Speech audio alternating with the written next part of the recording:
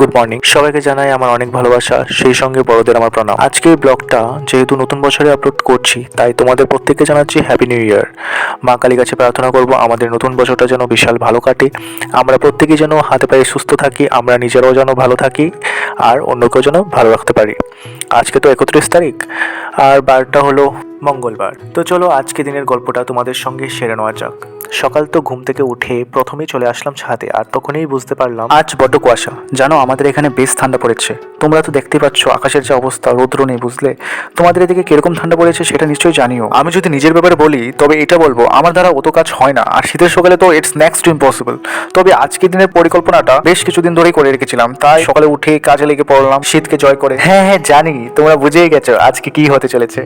আজকে যেহেতু 31 ডিসেম্বর, তো ওই আর কি পিকনিক টিকনিক করবো, তাই একটু পরিষ্কার করছি, কারণ ভাবছি ছাদে করব। সকালে বাবা অনেকটা কাজই করে দিয়েছিল, আর নো ডাউট তাতে আমার অনেকটা কাজ হয়েও গেছে। এখন বাস একটু ঝাড় দিয়ে দিচ্ছি আর কি। আর হ্যাঁ, তোমরা কেমন কাটিয়েছো এই দিনটা সেটা জানাতে একদম ভুলবে না। আচ্ছা, তোমাদের ছোট্টবেলাকার সেই দিনগুলোর কথা মনে আছে? আমার তো 1 জানুয়ারি বলতে মনে আছে, কারণ দেখো 2 জানুয়ারি থেকে না স্কুল খুলতো, আর সেই কারণে জানো তো আমরা সব গ্রিটিং কার্ডস কিনতাম, আর মানে কিনে আনতাম আর কি, আর হ্যাপি নিউ ইয়ার লেখা থাকতো, আর বন্ধুদেরকে দিতাম। সেই সব দিনগুলো এখন যেন রূপকথা হয়ে গেছে। হয়তো অনেকেই ভাববে এত লেট করে ভিডিও কেন দিচ্ছি, আসলে সবকিছু যেমনটা ভাবি ঠিক সেরকম যদি হতো তবে কতই না ভালো হতো। ভিডিওটা করেছিলাম 31 তারিখ, তবে এডিট করার সময় কিভাবে জানি বেশ কিছু ক্লিপস ডিলিট হয়ে গেছিল।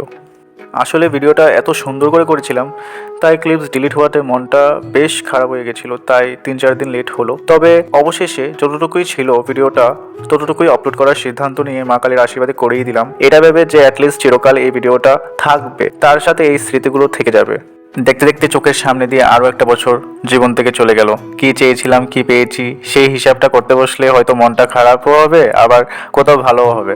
তবে কালকে কি ভালো পাবো সেই আশাতে নতুন করে আবার নতুনভাবে শুরু করতে হবে। আর মাত্র কয়েক ঘন্টা বাকি, এরপরে তো পুরনোকে বিদায় জানাতে হবে আর নতুনকে আলিঙ্গন করে অভিনন্দন জানাতে হবে। আমরা চাইলেও সময়কে ধরে রাখতে পারবো না, সময় নদীর স্রোতে মতো বয়ে যাবে আর আমাদেরকে দিয়ে যাবে ভালো মন্দ মিশানো কিছু স্মৃতি। যাই বলো না কেন, একমাত্র এই পৃথিবীতে সময়টাই সত্যি, বাকি সব মিথ্যে।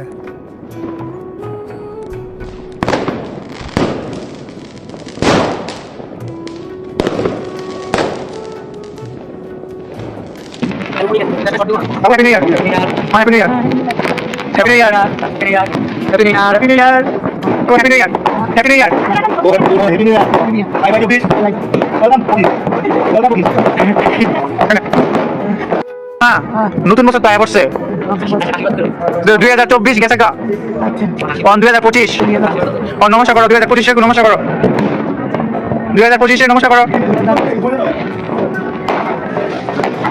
সবাইকে হ্যাপি নিউ ইয়ার জানিয়ে এবার ঠাম্মার সাথে মজা করছিলাম। আমার ঠাম্মা না বেশ দারুণ একটা মানুষ। আমি বলছিলাম নমস্কার করো 2025-কে, আর ঠাম্মা করেও নিয়েছে, এত তো ইনোসেন্ট। যাই হোক, এবার খাওয়া দাওয়ার পালা। তো আজকের মেনুতে ছিল হচ্ছে গিয়ে ফ্রাইড রাইস, ডাল, তার সাথে রয়েছে বেগুনি, সাথে ছিল শীতল, আর অবভিয়াসলি মাংস।